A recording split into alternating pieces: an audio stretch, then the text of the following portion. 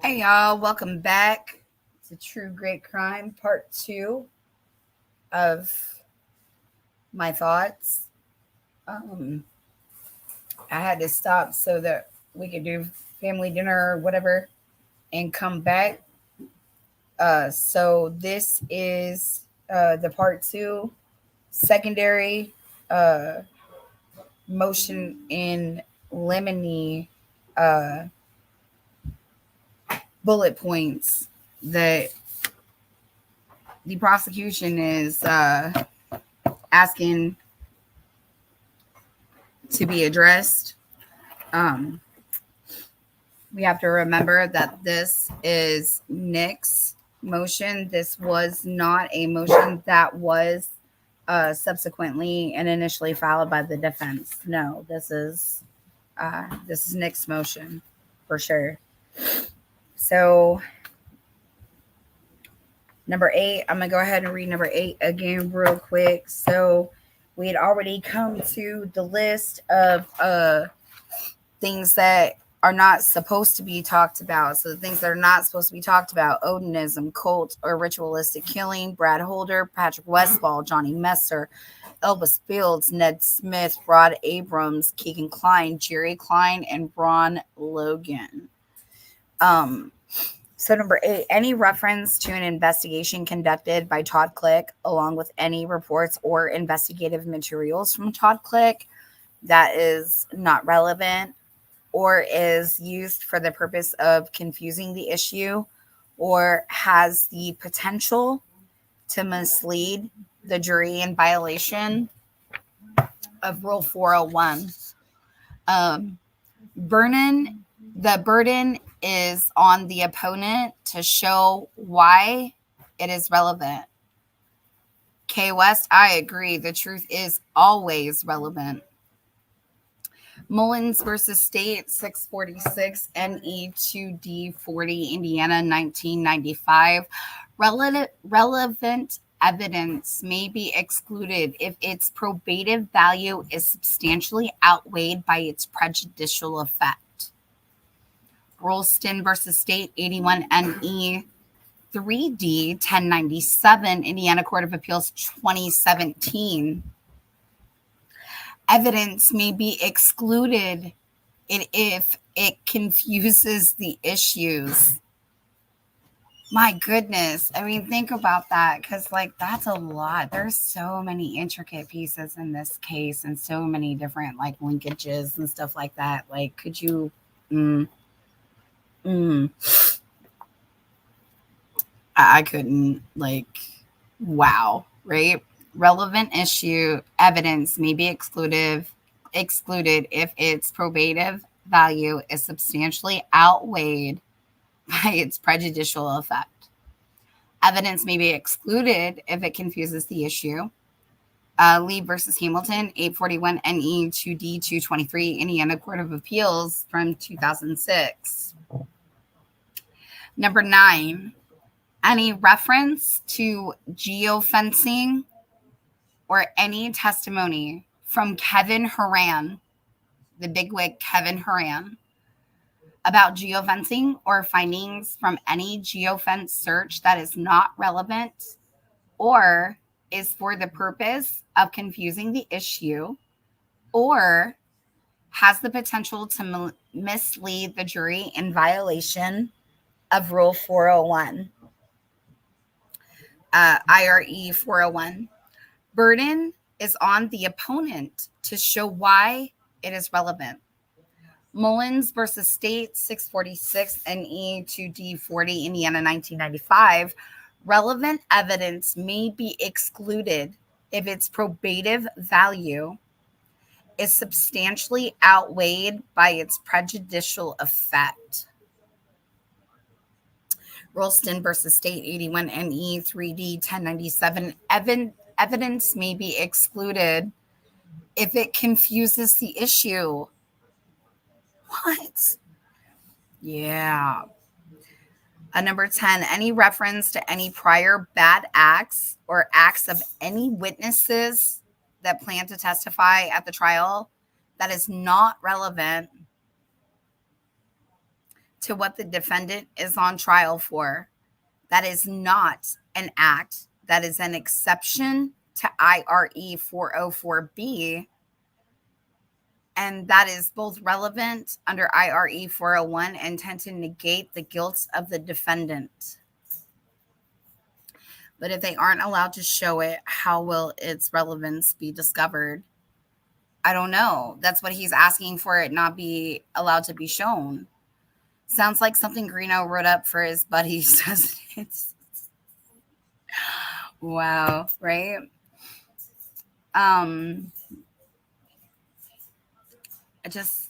Evidence may be excluded if it confuses the issue. There are so many different issues that are like crazy that are confusing. Like if you look at the whole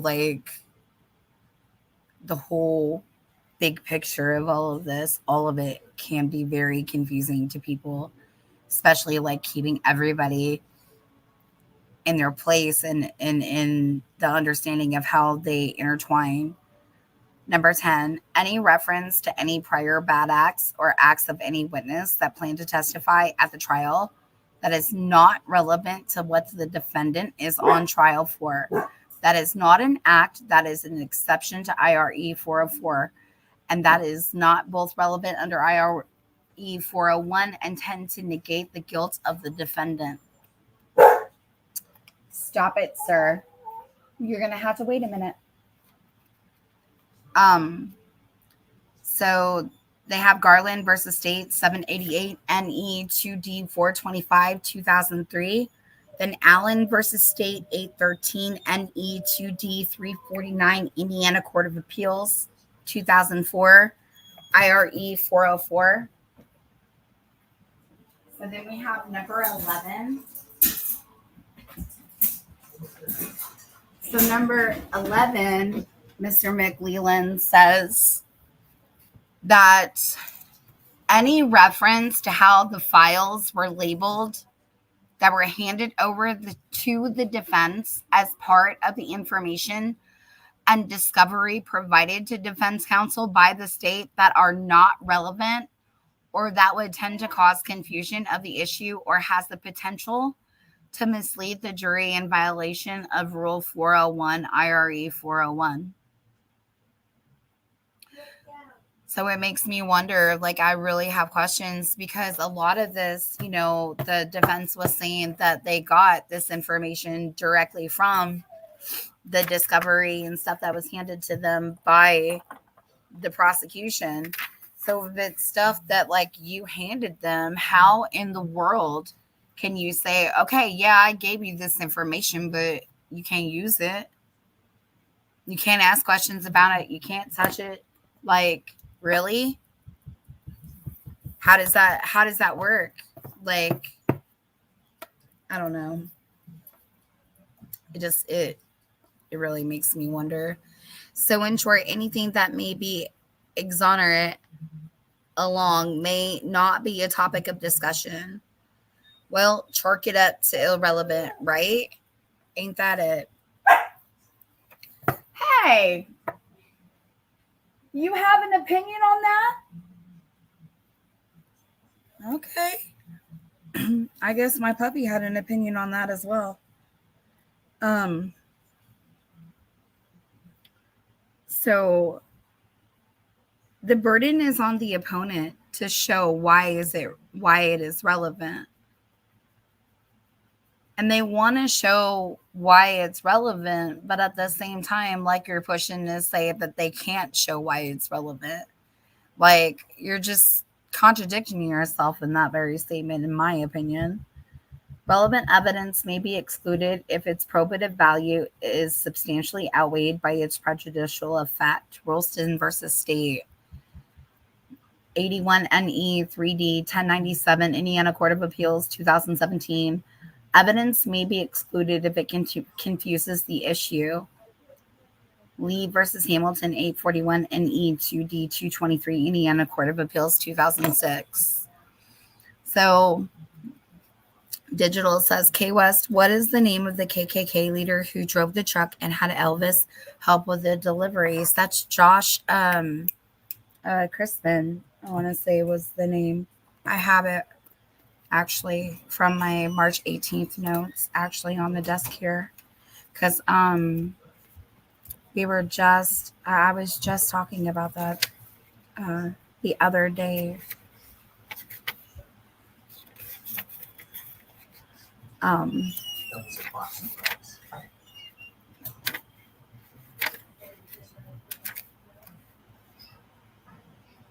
yeah, Josh Crisper.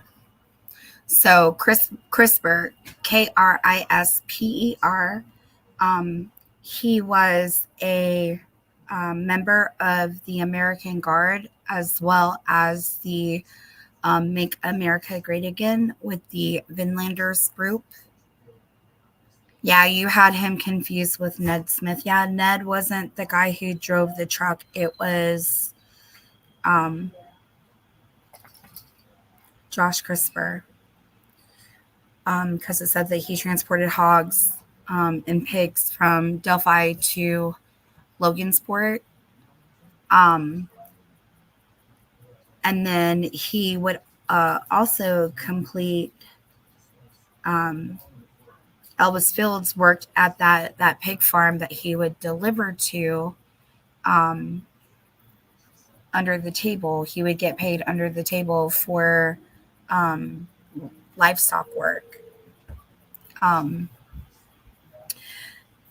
and then there was a guy I didn't catch the first name. Like I said, when I was at court the first time, there was a guy that they were talking about. Um, was a house that they would congregate at uh, by the last name for somebody by the last name of McKinley, Mckinnley. Um, yeah, Chrisman. But they said Josh Crisper. Hold on 1 second. My doggy needs to go outside. Give me 1 second, y'all. Hold on, Bubba.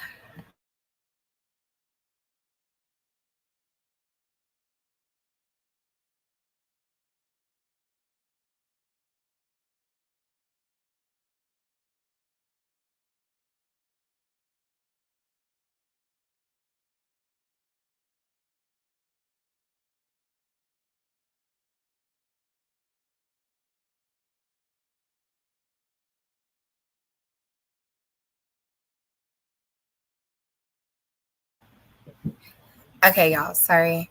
I just had to put him out there for a second. Okay. Mickey McKinley. They didn't give the spelling in court or whatever because I in my notebook I spelled it Mckinnley.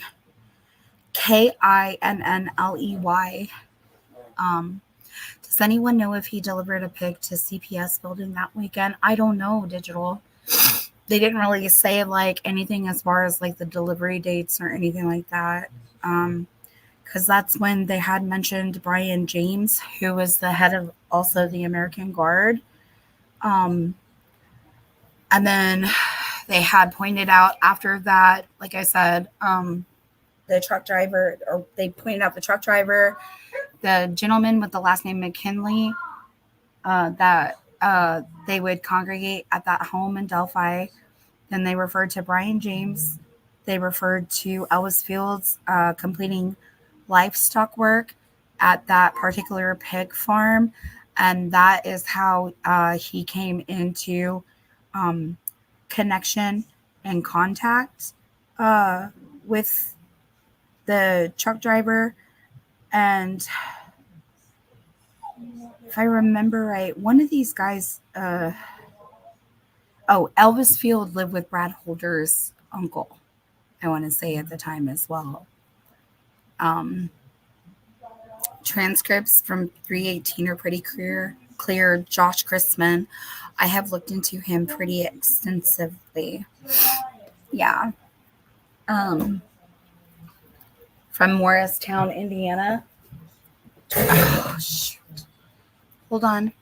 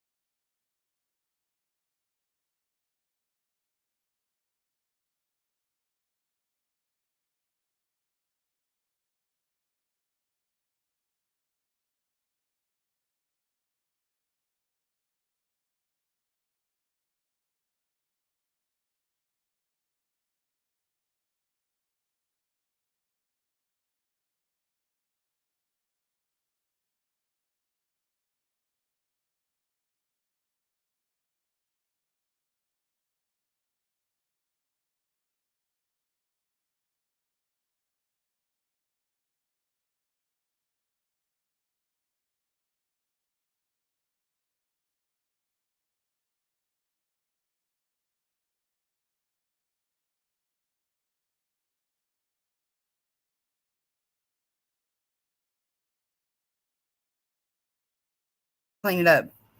Ew. Anyway, um, so let's see. Kickbacks, Josh Chrisman from Morristown, no issues. Mickey McKinley, not sure of the spelling. Does anyone know if he delivered a pig to the CBS building that weekend? Transcripts are clear. I heard Messer is a super bad dude. That's what they were talking about too. Oh, Johnny Messer's uncle who lived with Elvis Fields. Sorry, it was one of them. It was one of them. I'm sure I had it right the first time. Yeah, I did. In my notes, I just didn't. That was on the other page. I didn't look at that page. Sorry about that. But yeah. So yeah, Johnny Messer's uncle lived with Elvis Fields. And then they talked about, the Facebook posts, the similar Facebook posts that Elvis Fields would kind of mimic Holder, you know? So, yeah. So let's see. So there's some things we're not allowed to talk about. But I was really surprised that they said that they didn't add those other names, like these particular names from the court hearing, like the CRISPR or Crispin, James McKinley. I'm really surprised that those weren't names that were added to this particular list of things that they're not allowed to talk about. So maybe that might help something. I don't know.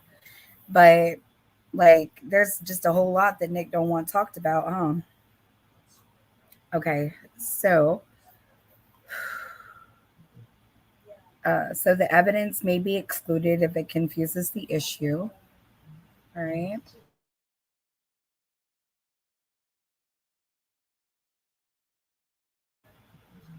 So we have number 10, any reference to any prior bad acts or acts of any witnesses that plan to testify at the trial that is not relevant to what the defendant is on trial for. That is not an act. That is an exception to IRE. I think I have read this. Oh, my bad. Sorry, guys. Any reference to how files were labeled when they were handed over to the defense as part of the information and discovery provided by defense counsel by the state, they're not relevant. You would tend to cause confusion of the issues and has the potential to mislead the jury in violation of Rule 401.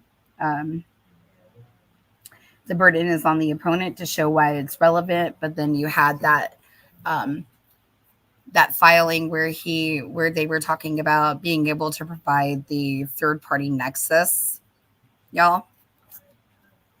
So that, interesting.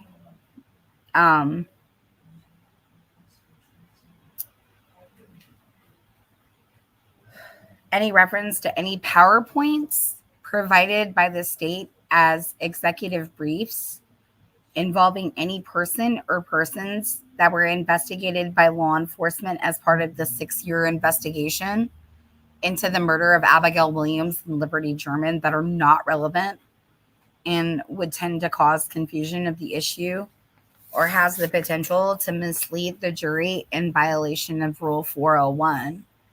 So what is it that was on that PowerPoint slide that you don't want seen or like used? I don't understand. Burden is on the opponent to show why it's relevant, Mullins versus State. Relevant evidence may be excluded if its probative value is substantially outweighed by its prejudicial effect. Evidence may be excluded if it confuses the issue. Wherefore, the state of Indiana, by prosecuting attorney Nicholas C. McClellan, respectfully requests the court to grant the following relief. A, order the defendant, through his counsel and witnesses, to refrain from mentioning, commenting, or making any reference whatsoever, either directly or indirectly, to any of the above matters without first obtaining permission of the courts. outside the presence and hearing of the jury. Wow. So you have to get permission to be able to talk about it. You can't talk about it like in front of the jury. Hey Aaron, welcome in. We're basically just talking about the motion in limine filing that Nick had filed. We had gone through numbers 9 through, and I'm almost to like the end of it or whatever. Just kind of discussing the things that are being asked to be prohibited from discussion in trial, as in regards as to the motion in limine. And then we talked about the names from the transcripts that were provided in March, on the March 18th hearing, and connections and things of that nature, basically. So, like, this is a lot to ask for, because it's like we're dumping all of this stuff in your lap, and then you're not allowed to ask about it. You're not allowed to use it. You're not allowed to show it. And you got to find why it's relevant. Like, make it make sense. And then further up, when you're talking about the credibility, basically, of the witnesses, because he basically, in the filing, he pretty much talks about the witnesses. Any reference he's talking about their truthfulness and their ability to testify to things. Can't talk about anything or anyone that doesn't help us convict RA, or that makes me look bad. Right. Right? Think about that. You can't talk about nothing that makes me look bad. But it's funny because, hold on. Where is it? Because he talks about it. I've read it. Any attempt to introduce third-party motive? Nope. Because he talks about his witness, like the truthfulness of the police and the truthfulness of,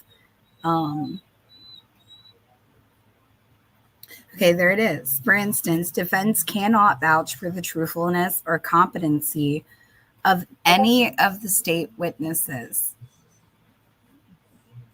So he's saying, I can't vouch whether these people are honest. I can't vouch whether these people of sound mind, of any of the state witnesses, including police officers or any of its own witnesses. Like, wow. You know what I mean? Like, are you basically just telling the world that you don't even know if your witnesses are like going to be honest as it is? So like, it's for you to determine whether or not you think they're being honest, basically, you know. But then again, I mean, that is what it is at trial when you get witnesses. Like, when a jury listens to the things that are being spoken about and portrayed, they have to decide on the merits of whether or not they believe that person is telling the truth. So, yeah, so there's that. And then,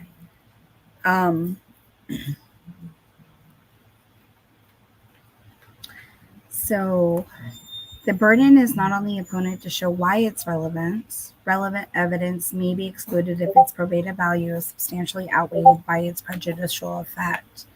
Evidence may be excluded if it confuses the issue. Wherefore, the state of Indiana, by prosecuting attorney Nicholas C. McClellan, respectfully requests this court to grant the following relief. So, order the defendant, through his counsel, witness, to refrain from mentioning, commenting, making any reference whatsoever, directly or indirectly, to any of the above matters without obtaining permission of the court outside the the presence and hearing of the jury. So, to further orders said persons to make no reference to the fact that this motion has been filed and granted, and all other relief just and proper in its premises. So I don't understand how does is Christner the leader of the KKK? He's up there. He's up there on the somebody's up there on the totem pole when it comes to that name. Um, so I just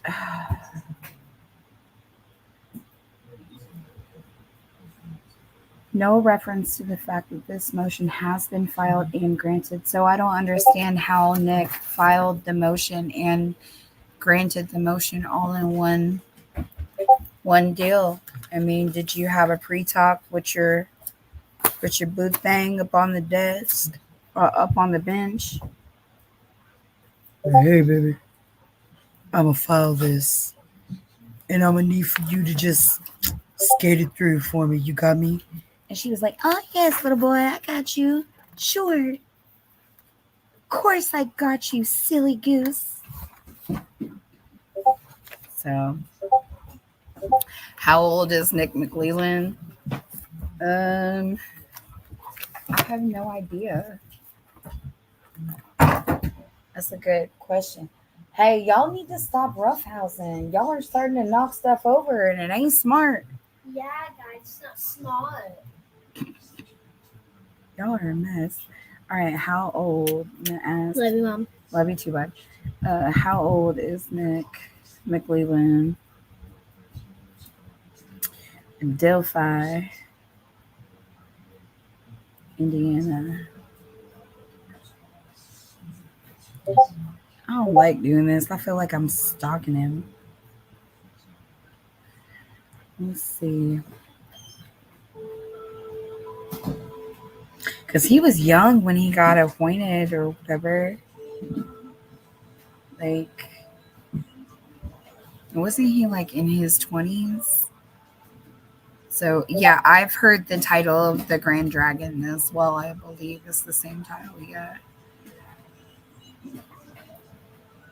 It's insane. Like, all of it is absolutely insane.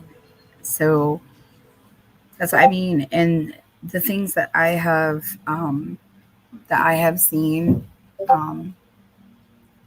uh, as far as the issues with groups of uh, anti-Semitism, like it's a lot of it. Like it's so rampant here. It's scary. It is. It's absolutely astonishing how deep it goes, how far it goes, and it's been going for a really long time, y'all. Um, like there's a lot of stuff about it. I have a friend who's currently putting together um, uh, like a history of the groups here in the state of Indiana from like when they started and stuff. And so like I've been helping her grab some stuff for it too. Um, so like it'll be really interesting to watch it and stuff. Um, I want to say that he was born in 79 because I know like he's not too much older than me. So, dude, what is your deal? Come here. Come here, Stinker. What's your deal? Why are you crying?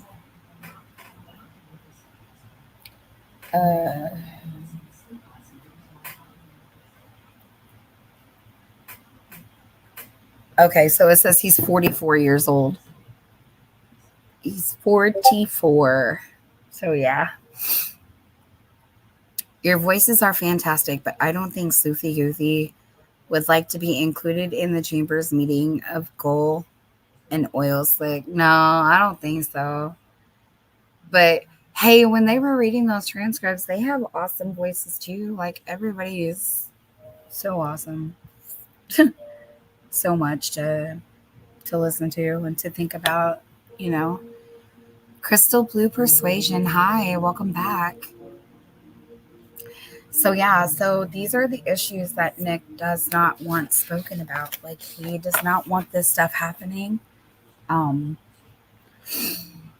and he's trying to be very firm on that. Very, very firm. So it's going to be super duper interesting to see how this plays out. Like, I imagine, I don't imagine like the whole like interaction is going to be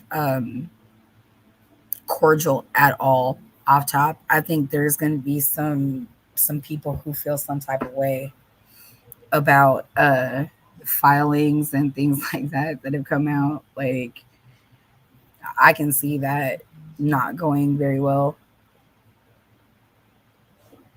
and adding to the already contentious back and forth that goes on in there.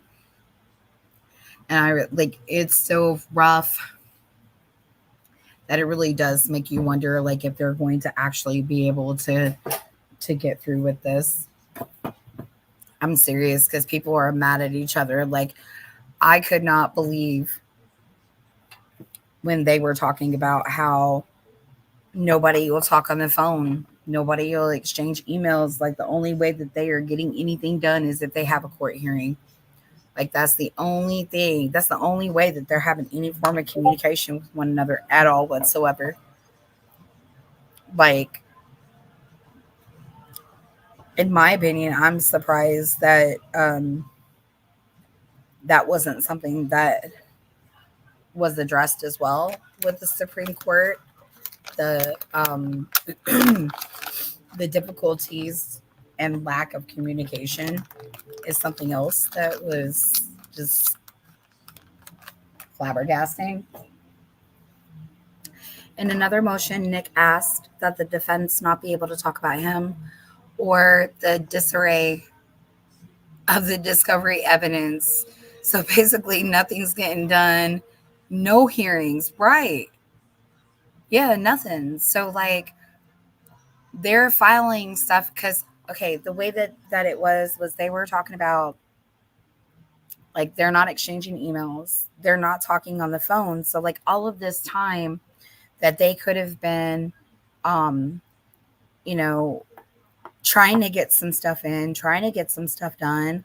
Like it's just been too contentious between them that it's like at a standstill. Like everybody's just kind of like doing their own work. And then when they go to court, it's like, okay, well, this is what I've been working on because nobody wants to act like an adult. Nobody wants to act like an adult when it comes down to it to exchange an email or talk on the phone. And that wasn't, um, that wasn't so much part of like the defense when they were discussing this because both Nick and Judge Gold were like, Nick's like, I won't talk to him on the phone. I'm not going to deal with him on the phone. And Gold's like, and I'm not going to deal with him on the phone. And I am not going to deal with him through emails. So, like, that right there, like, I feel like between the two of them, like, it was like a team up to make it difficult. You know what I mean? So, yeah. So, in my opinion, like, nothing gets done with that going on like that at all. So, yep.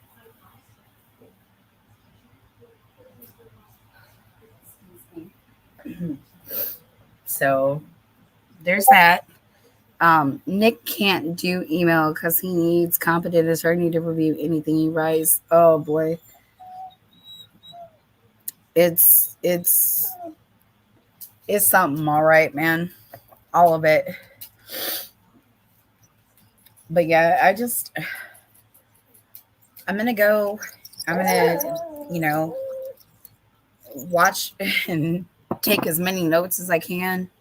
Um, and really just try to make some sense because obviously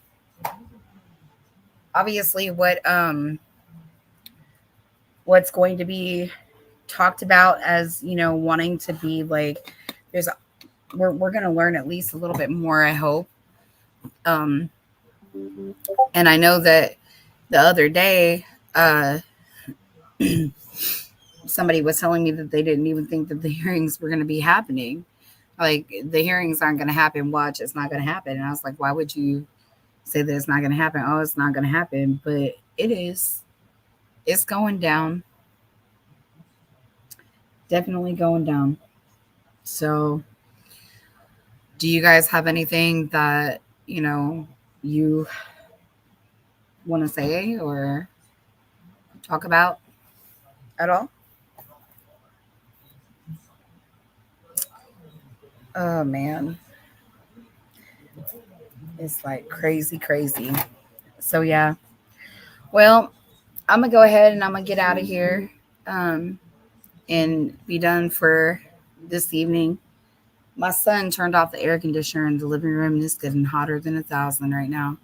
We are not supposed to ascribe to malice. What can just as well be ascribed to incompetence, but both may be the case. I was thinking earlier, I wonder like what it was exactly that remember when they went to the Supreme Court hearings, obviously the first time, and the first original action was filed, right? They were talking about Allen was waiving rights to certain aspects, like toward the speedy trial or being able to address um, certain issues, because it would be like waiving that right. Does anybody remember what exactly that was? If not, like, I'll go back and look or whatever.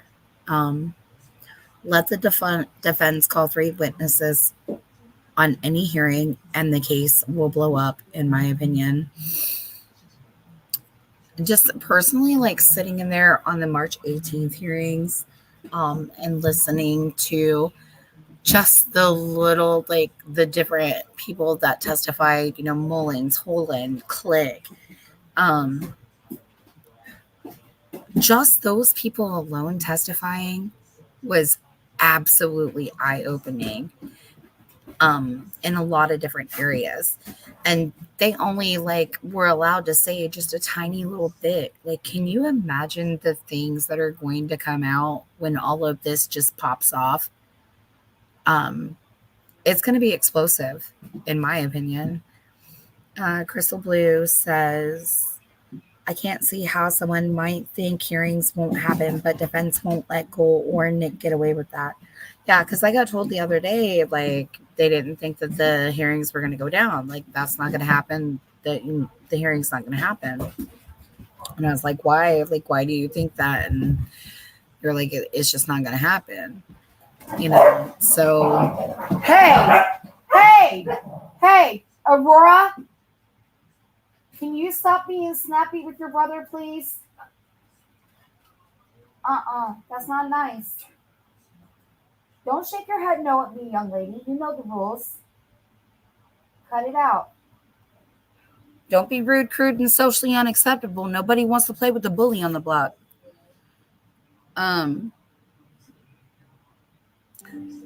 Having seen how much the judge managed to shape the Karen Read trial, I'm not optimistic. The system probably needs to fall. It does.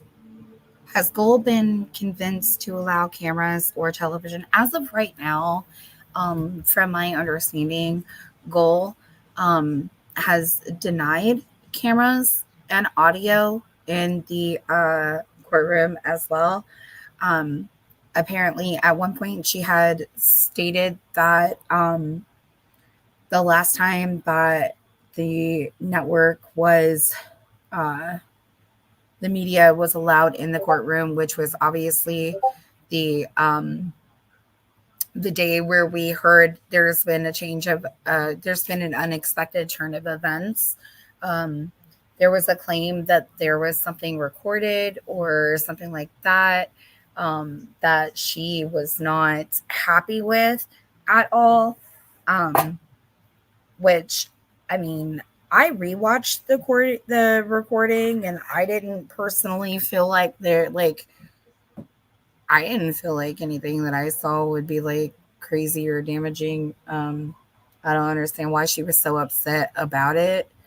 Um, but she keeps denying the request. Like the media has put in the request for cameras. She's denying the request. Now, I do know that in the defense's filings, the defense has stated that they were going to push um, for the request of cameras to be in full force and full effect going forward in the hearings.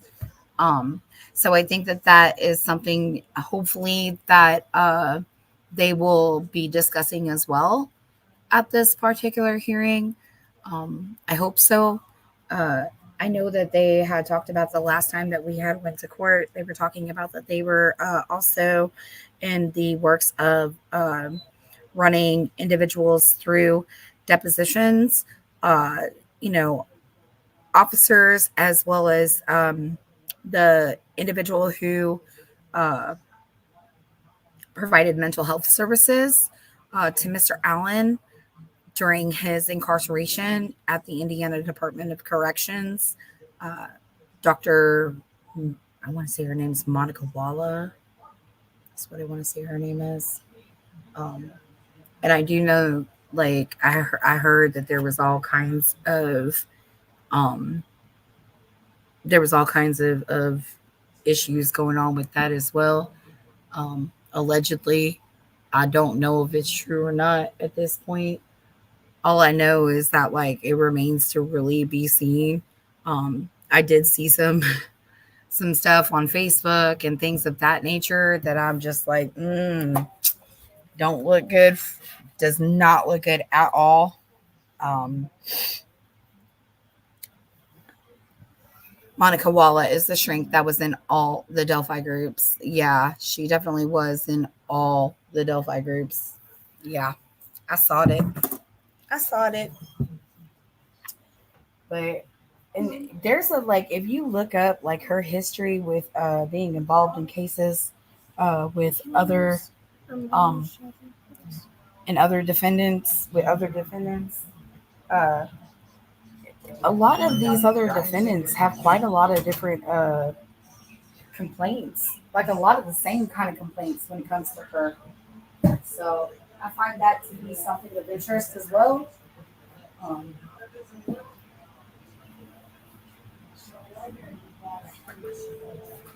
so yeah. So I'm hoping that when they were talking about how the fact that they had been deposing individuals, um, I'm hoping that they will maybe get a chance to talk about some of the findings of those depositions. I hope that they'll talk about it at this hearing. I really hope that they don't leave us like hanging on those depositions until like trial, you know. Yes, it is unethical with the APA guidelines. I agree, Chelsea. She said, I feel like this first trial for RA is pointless. Gold won't let anything in. It feels hopeless. I hope I'm wrong. Unethical psychologist. Yep.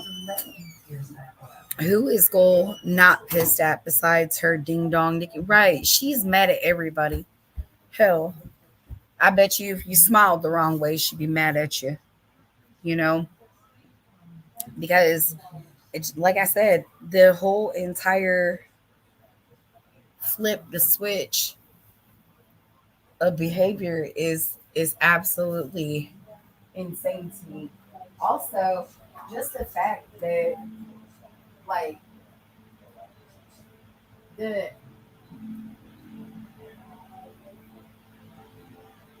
hold on is the I do what I want when I want how I want, and there is nothing that you can say or do to me. Like I am not going to befall to any consequences. That has to change. Like there really needs to be some stuff really looked at, and definitely I think that all of these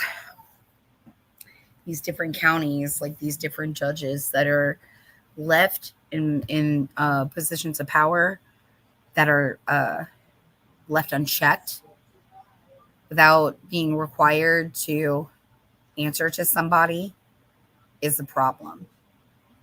It's a major problem. Because even after the Supreme Court like reinstated the defense attorneys, um,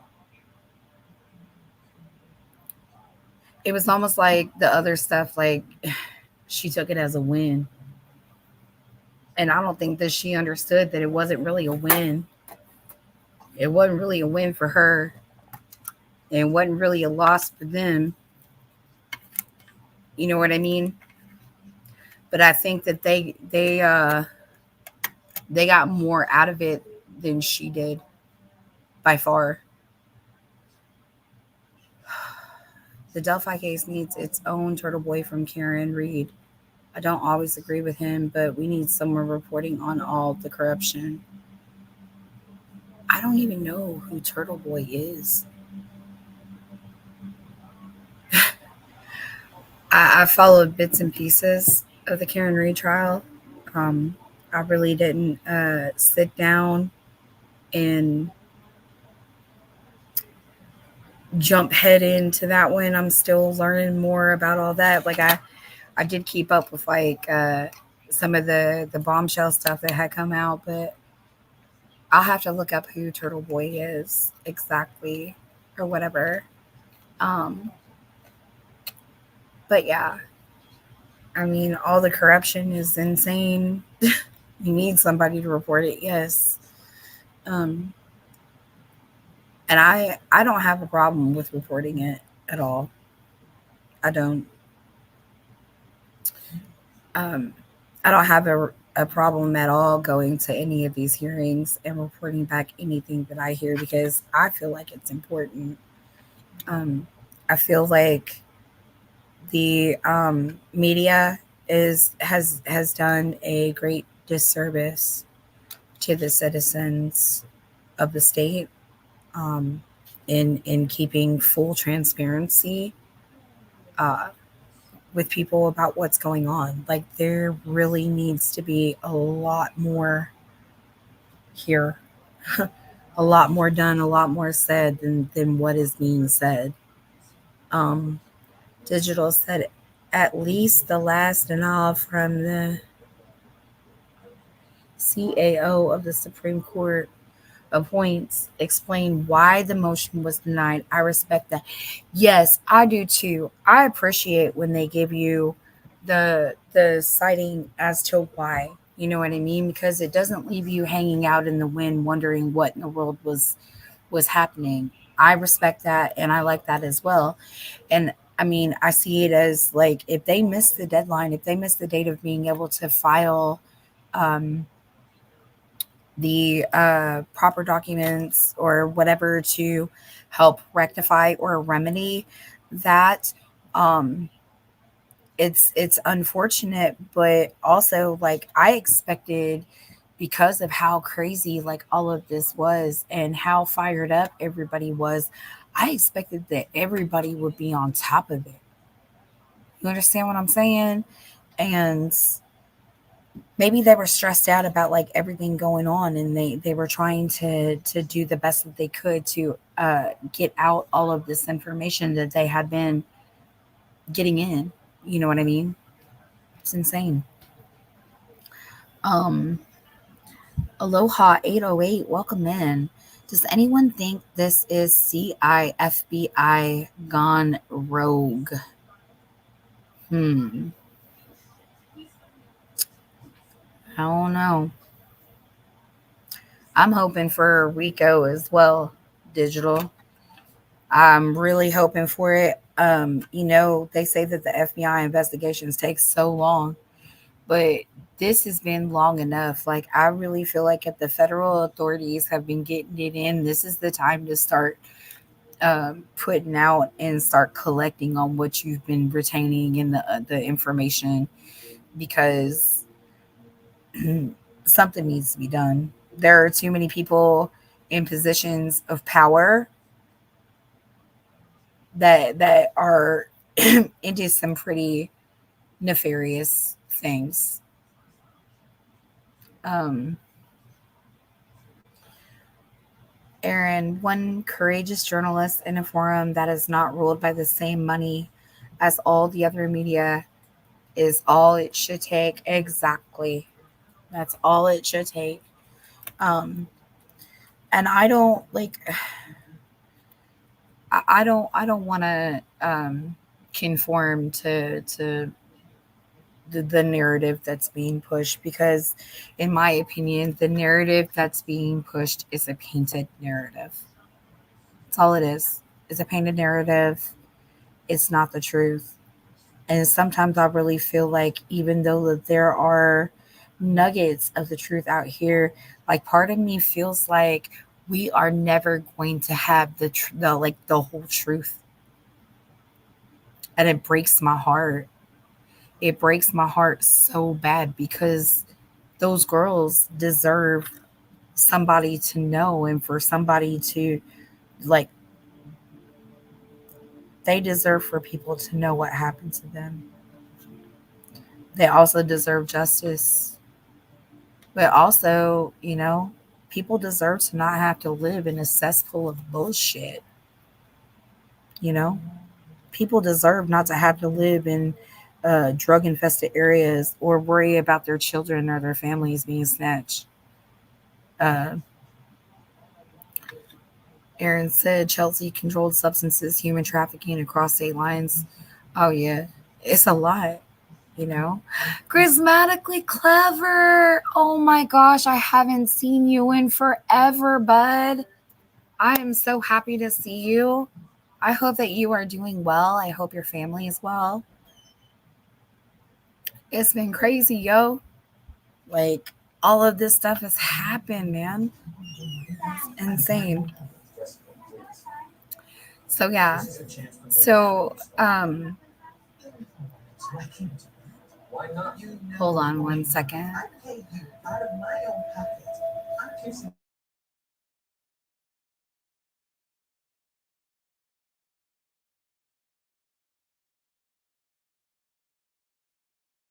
Sorry, guys. My husband has a bit of a hearing problem, so like he listens to the TV like super duper loud, and my son is trying to ask his dad if he can go hang out with his buddies. Oh man, I just didn't want the sound to filter. Um, Chelsea also sees Sam arson investigate insurance fraud covering for each other intertwined. Yes, yes, there is an abundance of all of these different crimes going on. Like, it's insane.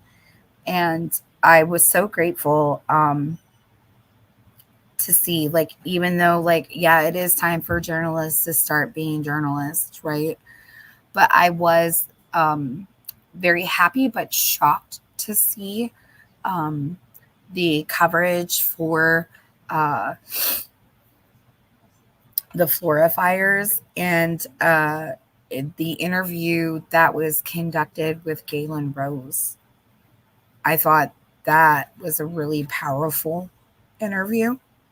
Um, and I do believe whoever like committed Delphi, like connections wise, I think that they were involved in Florida too. Personally, in my opinion, I do believe it. I also had started, like, I know it may sound crazy, but I had started listening and following some of like John Douglas, the FBI, like the former FBI dude or whatever. He has this book that talks about um, people who commit crimes of a violent essay nature. Um, And what was interesting is they talk about a lot of the different behaviors that individuals that commit those types of violent SA crimes get involved in. Other things that they like to do, and arson, surprisingly, was something uh, that is big with offenders like that. Um, I thought it was really interesting how they talked about. Like in some instances, the offender who commits acts like this finds like gratification, self gratification, like in a, you know, like pleasing SA manner. You know what I mean? Like it's really weird. Um, but yeah, so that's something that is interesting to me. Um, there's let's see, crime scene processing. I like, I don't know, I'm weird, I guess. Like, I like to look at not just the different circumstances around, but uh, I definitely am interested in understanding the mindset and how somebody like this uh, functions, you know? Like, that's, it's really interesting to me. Um, what's up, Frank Meister?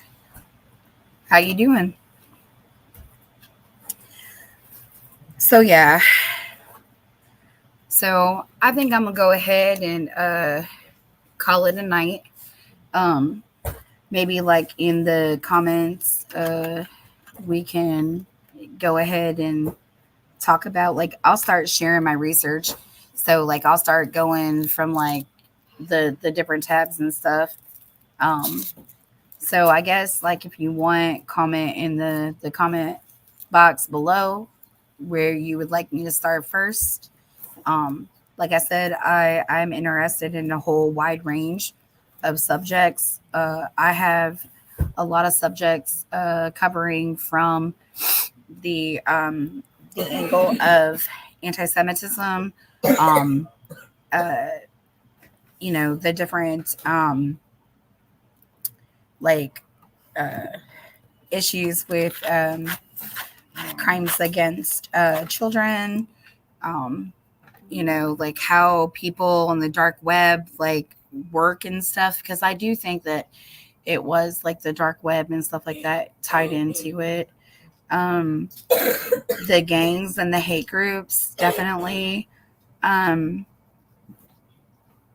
also, like, even like, I know it may sound strange, but like, even some of like the creators that I've listened to and follow, there are a lot of people who have a lot of interesting points and information. So sometimes, like, if I hear something that like piques my interest, um, sometimes I'll make a notation about it and I'll just go kind of like searching a little bit further for more information about it.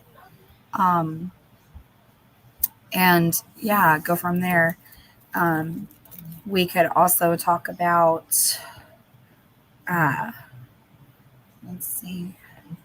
Oh yeah, there was this other thing that I was going to ask too, because as far as like this CSAM stuff goes, there was a guy that was arrested here in the town that I live in, um, and he was arrested for CSAM, and it was some pretty like heavy like stuff, but I know that there was another channel.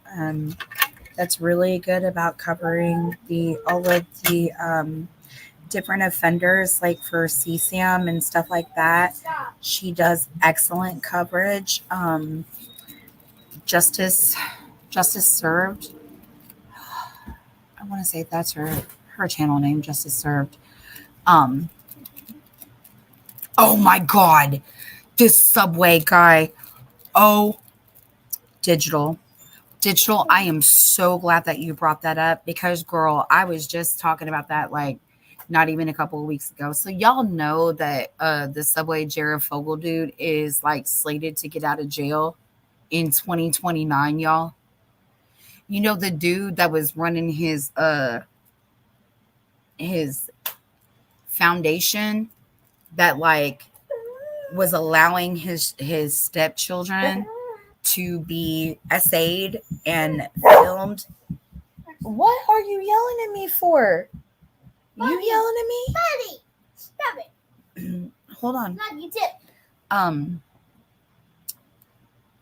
His last name was Taylor. And his wife, him and his wife both. What's interesting to me is he was like arrested, right? And he was charged. Did y'all know that his charges eventually were like gone? Like vacated. Yeah, March 2029, he's due to be released. And then that dude that was running the foundation, dude, he like walked away. Like there's nothing on his record at all whatsoever. And his wife got like 40 years. But you know what, y'all? I'm not even kidding you when I say that I think that that ties into the larger Dropbox.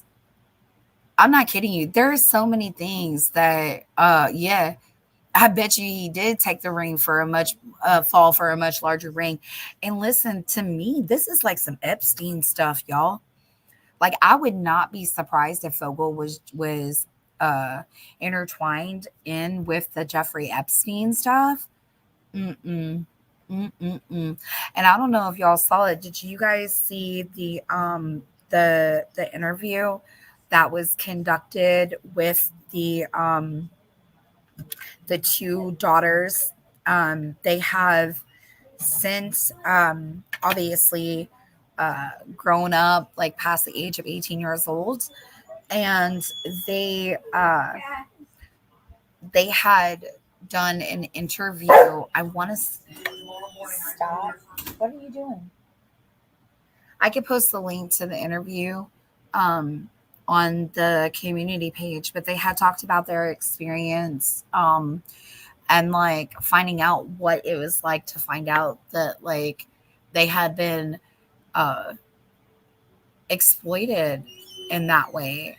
Um, Russell Taylor is serving 27 years. No, he is not, because that the documentary that I'm talking about right now, um, yeah, talks about how his whole thing was like vacated.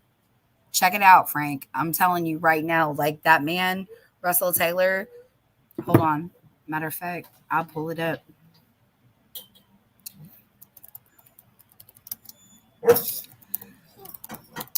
Jaden, can you feed the dogs, please?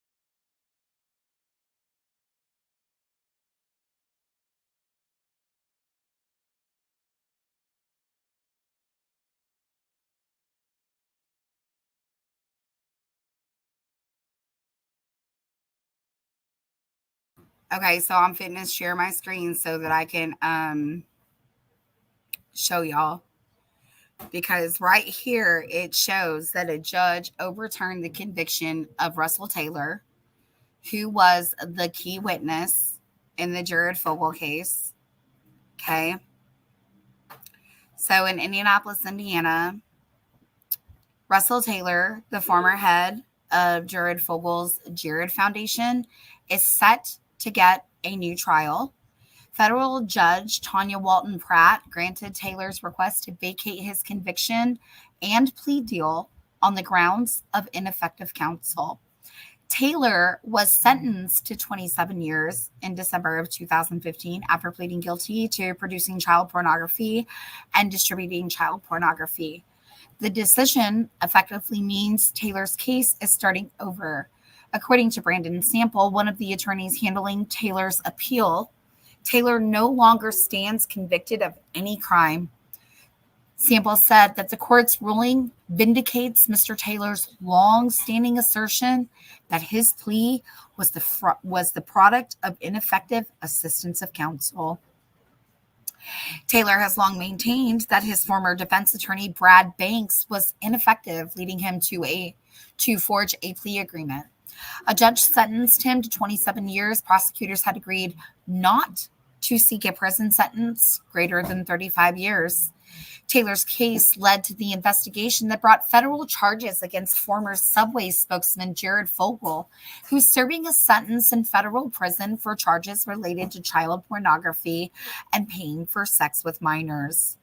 Taylor's motion to vacate cited the ineffectiveness of his defense, saying Banks failed to consider several different lines of defense before Taylor agreed to take the plea deal. The motion also argued that some of the evidence against him didn't constitute child pornography and had been obtained through an unconstitutional search warrant. Hold on, buddy. Taylor also claimed his attorney didn't review all of the evidence against him. Taylor was accused of recording minors without their knowledge and giving the material to Fogle. During Taylor's sentencing hearing in 2015, Judge Tanya Walton Pratt, the same judge who vacated the conviction last week, said he preyed upon those entrusted to his care and shared a mutual perversion with Fogle. But Taylor, who cried throughout the proceedings, said he was remorseful and had shamed his family and friends.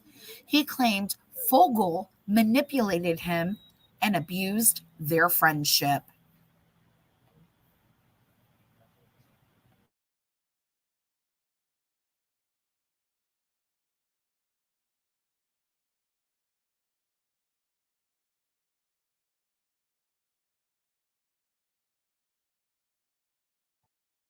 More than 1 year after being sentenced to 27 years in prison, Jared Fogle's co-conspirator Russell Taylor is asking to get out early. He won't be out of prison under his current sentence until he's 65 years old. So he's going to do his best to get the judge to extend some mercy toward him. Law expert Jack Crawford isn't involved in Taylor's case, but analyzed a new motion by Taylor to reduce his sentence.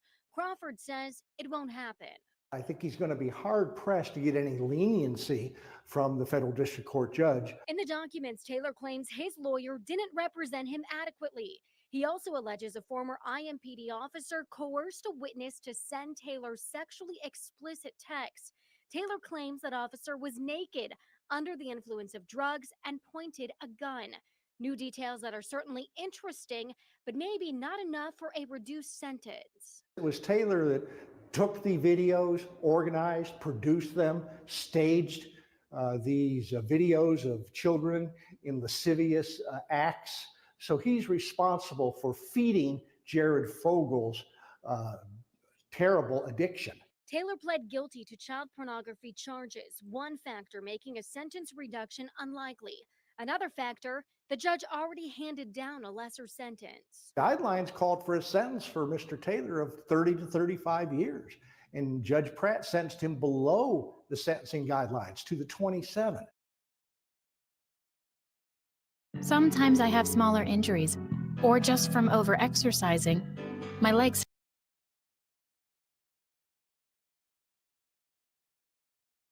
So yeah, that's interesting. And if you guys want to talk about Fogle, like we could talk about Fogle in the next live if you want.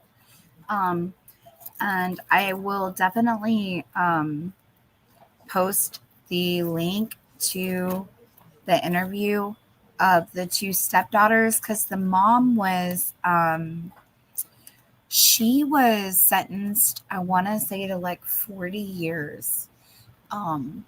Hold on, let's see, because it was crazy, because I had just seen seen this not too long ago. Okay, so it just so happens that the wife's name was Andrew, or her name was last name was Baldwin, Angela Baldwin. So hold on, let's see. Make sure you guys. I'm gonna share the page so you guys can see this too. So, a married couple provided child sex abuse material to Jared Fogle. Where are they now?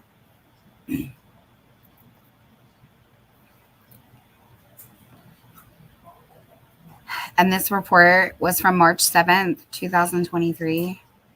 So, report online or in-person sexual abuse of a child or a teen by calling the child helpline. Hello? Can you? Yeah. Okay. Child Helpline National Child Abuse Hotline at 1-800-422-4453 or visiting childhelp.org. Learn more about the warning signs of child abuse at rainn.org. A new investigation discovery documentary about disgraced Subway spokesperson Jared Fogle peels back the layers of an intricate web of abuse. In Jared from the Subway Catching a Monster, the monster in question goes beyond Fogle and into the disturbed minds of the people who helped him obtain child sexual abuse material. One man, Russell Taylor, was the executive director of the Jared Foundation, the nonprofit organization started by Fogle to help combat childhood obesity. His wife, Angela Taylor, now Baldwin, was not only helping her husband, but she involved her own children as well as their friends. To say these two are depraved is barely scratching the surface. Where are Russell Taylor and Angela Baldwin now? Here's what we know. A May 2022 press release from the United States Attorney's Office for the Southern District of Indiana states that Taylor and Baldwin were sentenced to 27 and 33 years in prison, respectively.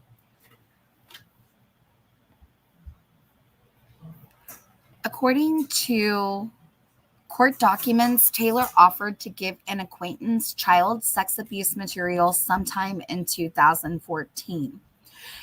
This person alerted the Indiana State Police, who searched the couple's home where they found child sex abuse material on multiple electronic devices, and law enforcement officers concluded that there were likely hidden cameras in the house.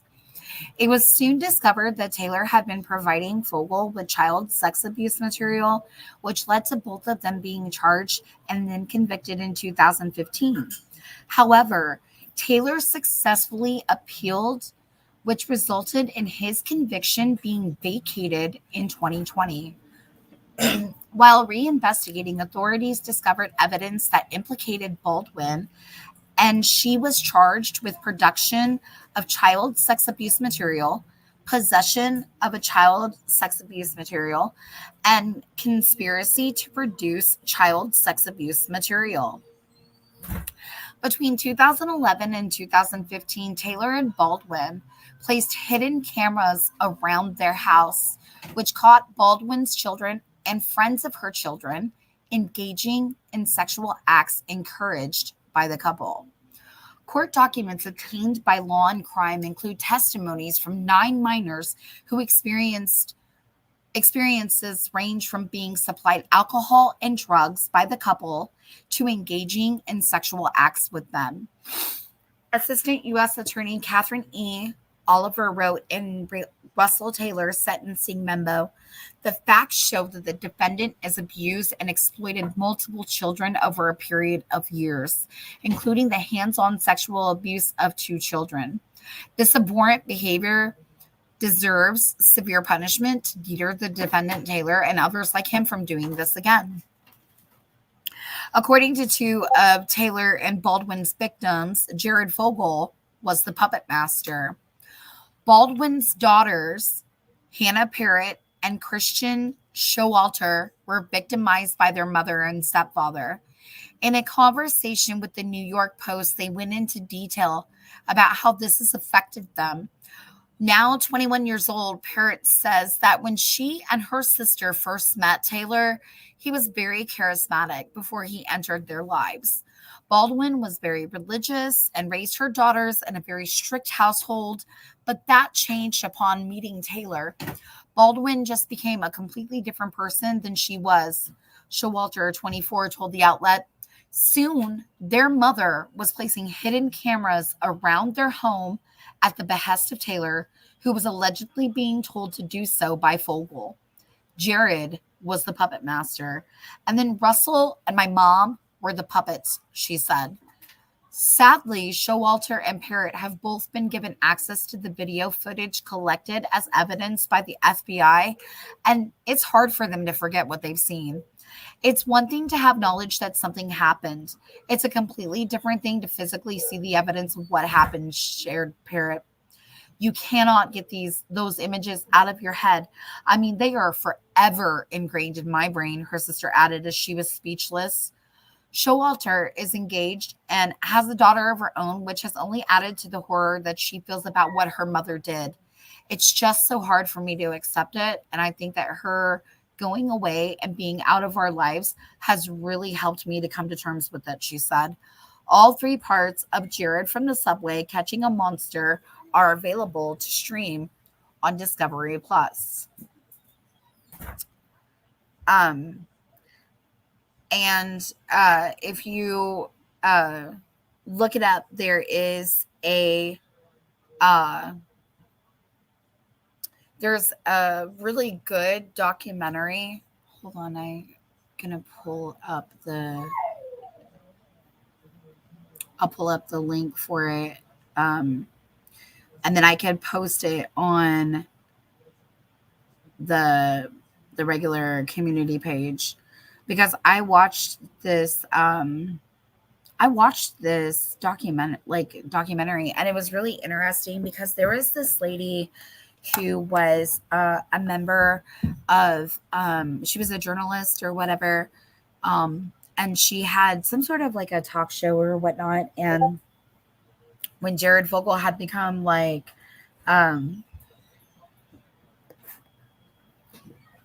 really big for like being an inspiration to people for like weight loss and all that jazz, he actually started expressing to this lady the different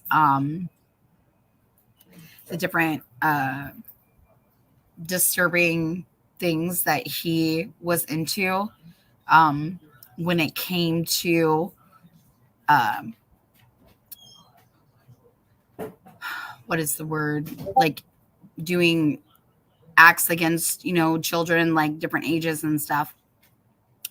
And at one point, this woman said, okay, fine, like I'll play along so that he will tell me what's going on, because he had confessed something to her on a hot mic, I guess. And so she decided that she was going to go undercover, get him to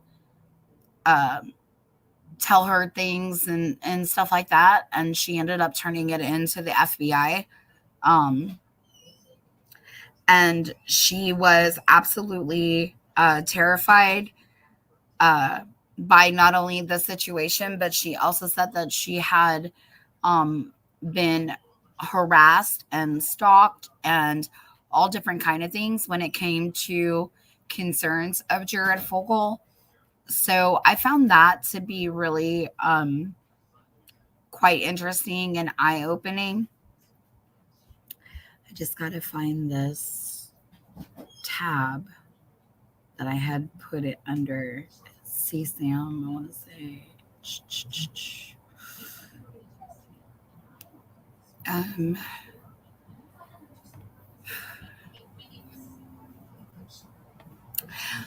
But yeah, it's really interesting, the things that you see and that you find. Parents that prioritize partners over their own children should be able to visit the children without any authority over them. I agree, Aaron.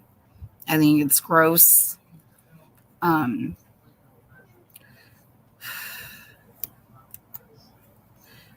need this.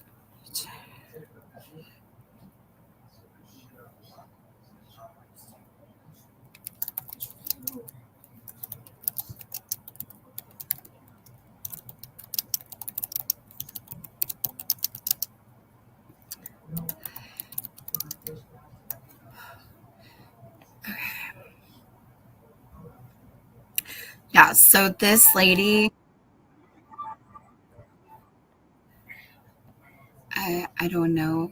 I hope I don't get a strike for that. Okay, so this show that we're on,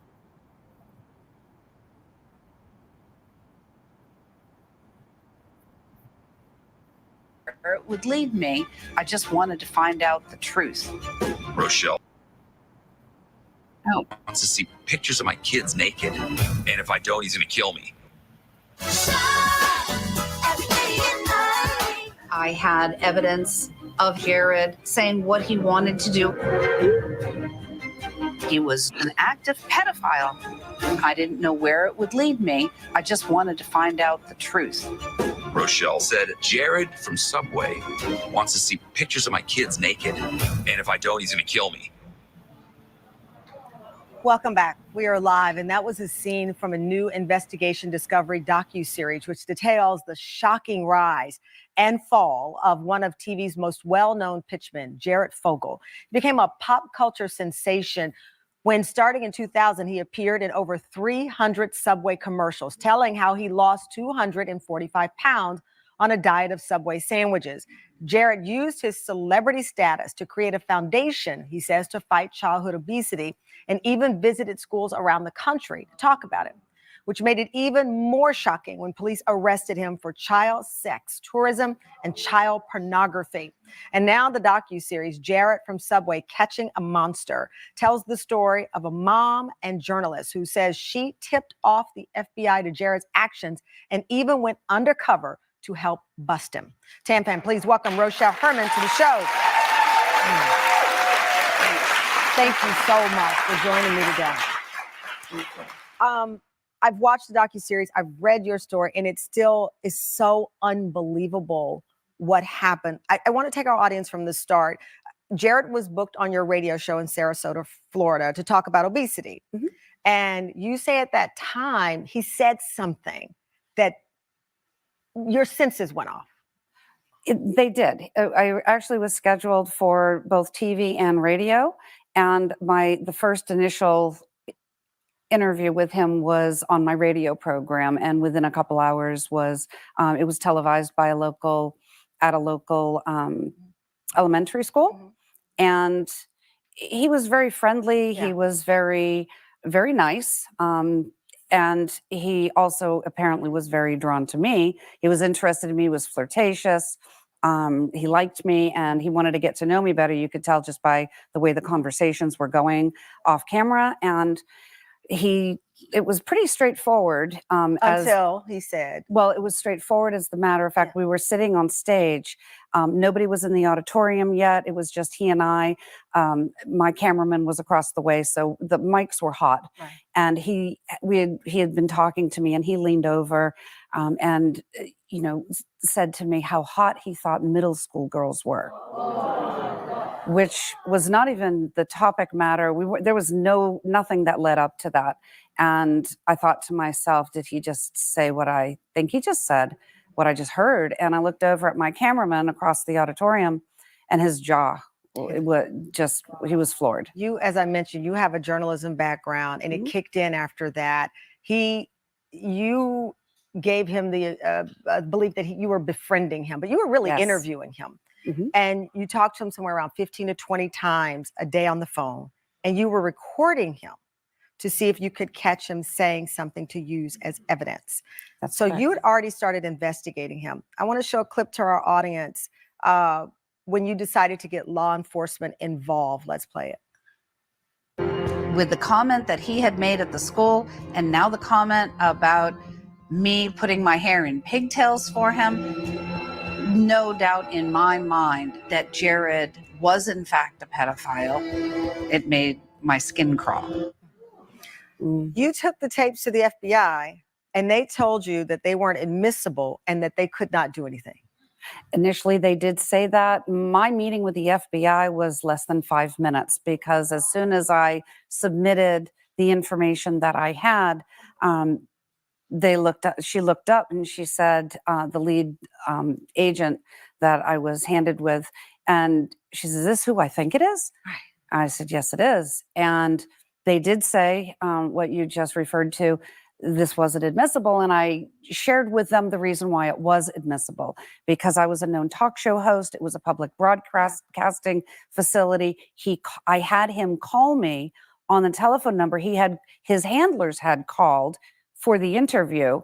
And so it was clearly him, was, and the things that yes. he was saying on these tapes, he was getting more bold. He shared with you about boasting about having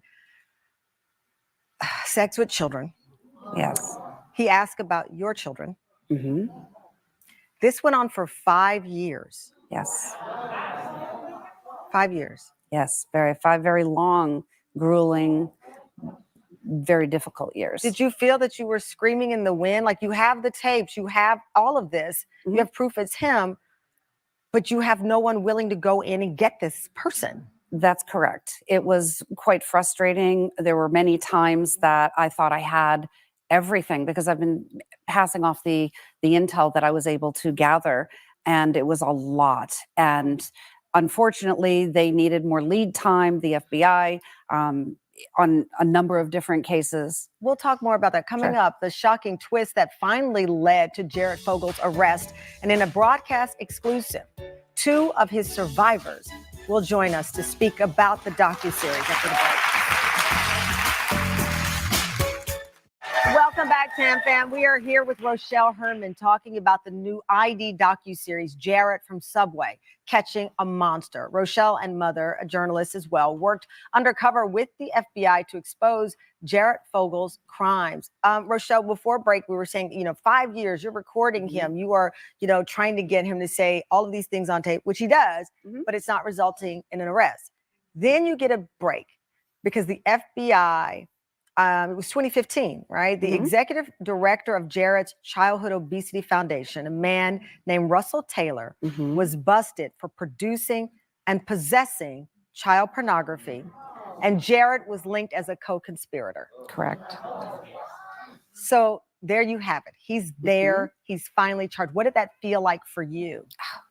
Just a great relief. Oh my gosh, it's finally happening. Was it all upsetting though? Because when you think about, you knew it 5 years earlier, how many people could have been saved? That's been my dilemma all these years, is every passing minute is another opportunity where he could do harm to a child. And that was his intent. In the series, we learned that man, Taylor's own stepdaughters, were 2 of his and Jared's victims. Yes. Here's the clip. Let's take a look. A search of Taylor's home in April revealed more than 500 explicit images of children. That's when we realized the people you think are the closest to you are actually the most dangerous. Because what we found out was pure nightmare. Speaking publicly for the first time, please welcome Hannah and Christian to the show.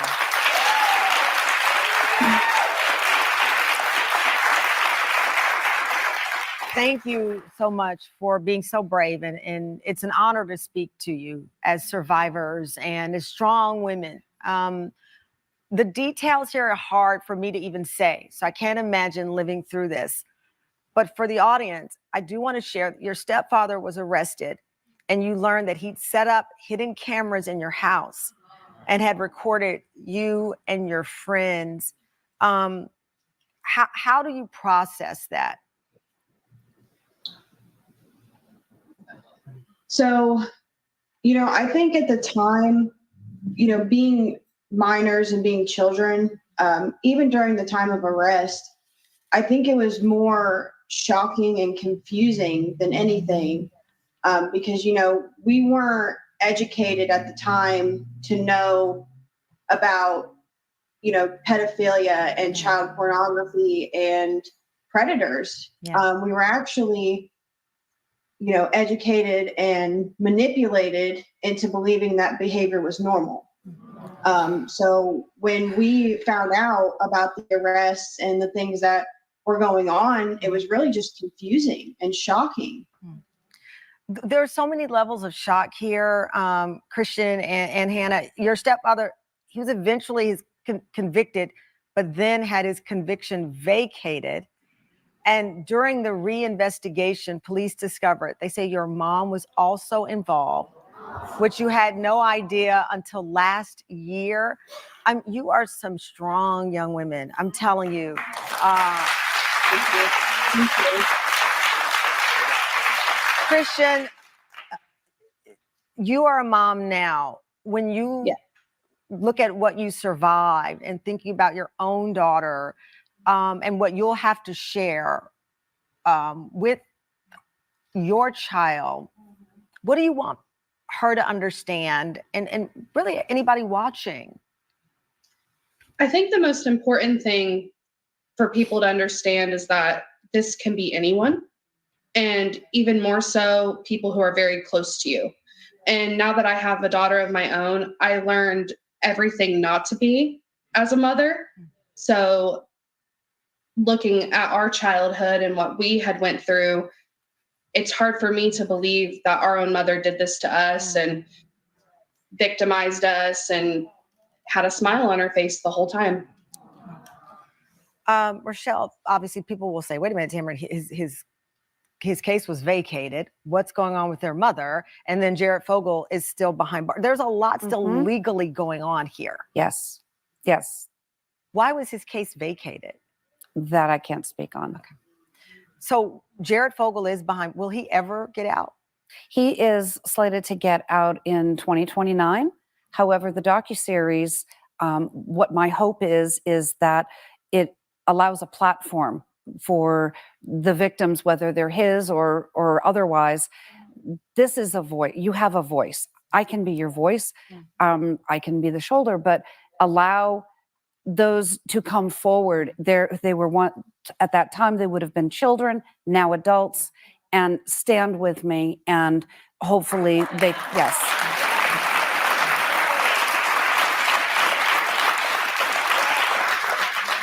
Hannah and Christian, this documentary will open up a lot of wounds. How are you both making sure that as the truth is learned, that it doesn't trigger emotions and feelings in you? I mean, this is your life, a big part of your life, not the total sum of your life, because you're greater than this moment. But people will watch this and you will watch it. How are you taking care of yourselves? New CoverGirl Eye Enhancer 3D Mascara. Up and out volume effect. Curl, lift, fan. No lash curler needed. 3D lashes from every angle. From CoverGirl. I think we both work together in reminding ourselves that we were quiet for so many years. And now we finally can say our truth and own our truth, and we stand by that. And I think that just helps motivate us both. I'm a firm believer that in order to heal from something, you have to first acknowledge it, right? I know you talked about all of this, opening up those wounds. But if we just continue to sweep this under the rug like it was, for so many years, we would never be able to heal from it. And we would never be able to help, other children and other people who are victims of sexual assault and sexual abuse. The longer we stay quiet, the longer those other things stay in the dark too. So true. I should make a note, if you are someone you know is a survivor of sexual abuse, RAINN offers support through the National Assault Hotline, and there are agencies and many great people waiting to help. Thank you for joining us. I know you said you were out last night and someone came to you and revealed, because you said you were going to be on the show and they told you something that happened to them. So people are opening up to you. Yes, they are. And you've helped them find their voice. I certainly have. Wow. Rochelle, thank you. Hannah and Christian, thank you so much for your bravery. I'm sending you a virtual hug right now. Thank you so much. Thank you so much. And you can watch all 3 parts of Jared from Subway, Catching a Monster, back to back on ID March 6th at 9, 8 Central, and you can stream the series same day on Discovery Plus.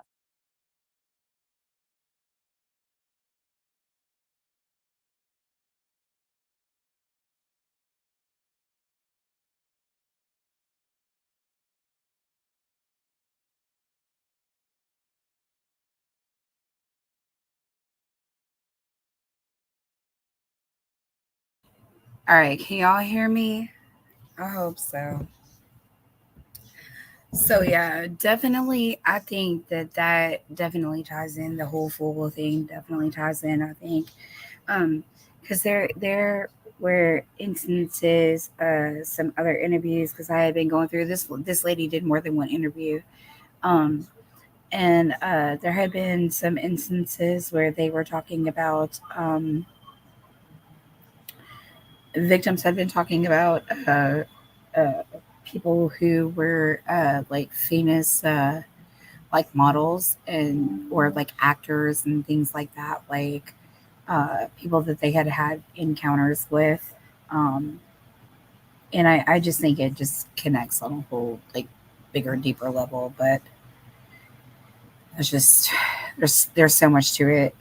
These rings that that target and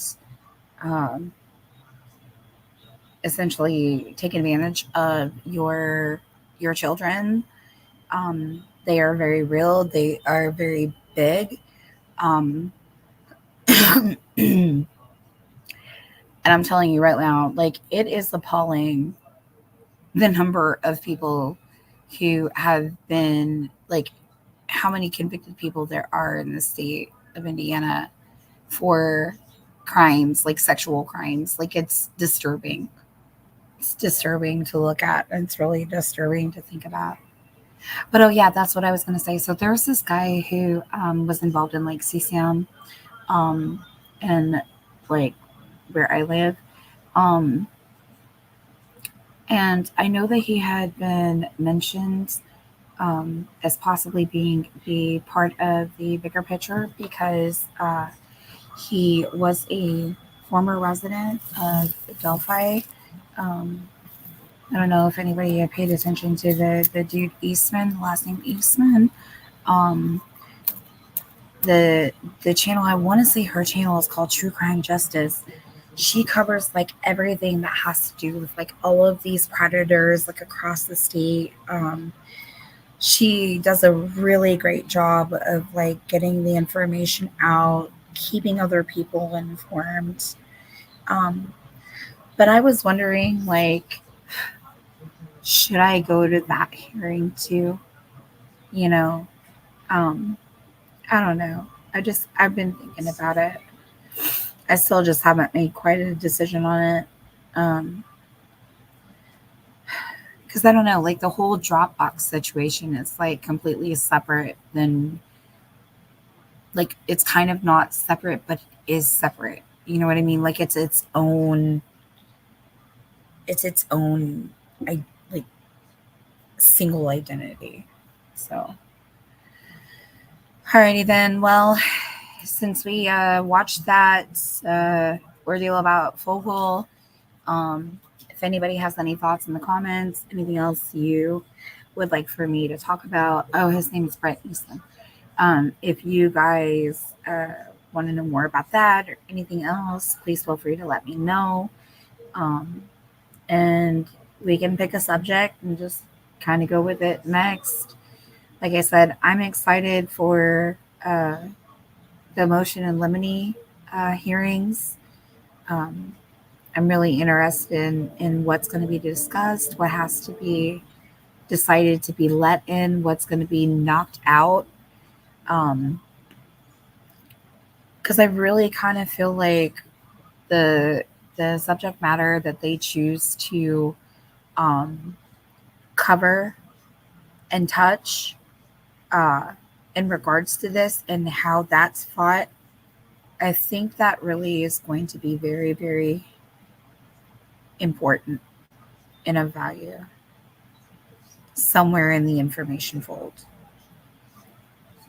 I just have this sick feeling like there's so many more people involved in this crime and that not everybody is going to end up going down for it. And as much as I want every single person that had any link involvement to be held accountable, like it just, I don't know.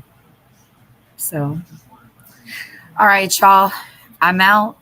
Thanks for listening. Have a great night.